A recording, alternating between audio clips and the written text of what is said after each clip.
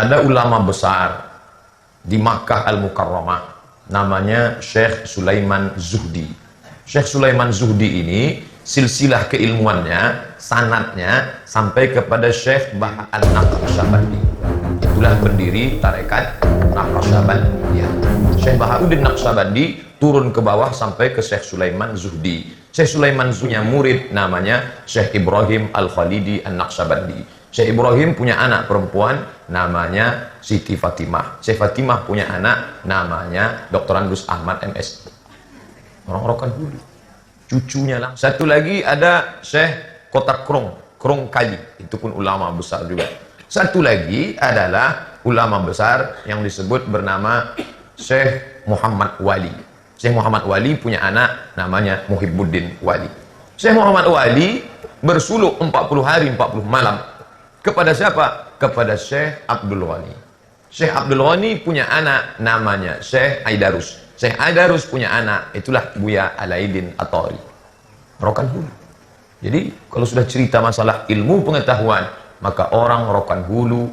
Adapun ayahanda kita yang duduk bersama kita, langsung sisilah nasabnya sampai kepada Syekh Sulaiman Zuhdi, punya anak murid batin, murid ilmu, murid tarekat. Itulah dia Syekh Ibrahim Kumpulan.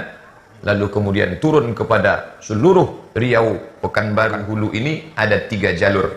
Syekh Sulaiman Zuhdi, jalur pertama Syekh Abdul Wahab Rokan, itulah dia di Langkat, Sumatera Utara, mendirikan kampung bernama Babus Salam. Bab artinya pintu, salam keselamatan. Babus Salam. Orang Melayu payah menyebut Babus Salam, nak kemana? Ke Besilang. Jalur yang kedua, itulah dia kumpulan dari Syekh Sulaiman Zuhdi, turun ke Syekh Maulana Ibrahim, sampai sekarang dipimpin oleh Syekh Abu Bakar. Ayahanda kita dari jalur ini. Sedangkan jalur yang ketiga, itulah dia dari jalur Syekh Abdul Ghani, turun ke Syekh Aidarus, turun ke Buya Alaidin At-Tari, yang sekarang diikat dalam ikatan Jatmi, Jamaah Ahli Tarekat Mu'tabarah. Tidak boleh menerima tarekat kalau tidak mu'tabarah, tak diakui. Apa syarat tarekat itu mu'tabarah? Pertama, bersanad, bersilsilah.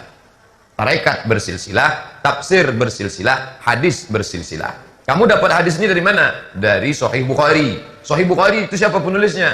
Muhammad bin Ismail bin Ibrahim bin Mughirah bin Bardizbah Al-Bukhari. Meninggal 256 Hijrah. Mana mungkin dia bisa jumpa sama Nabi? 2 abad setengah jarak dia dengan Nabi.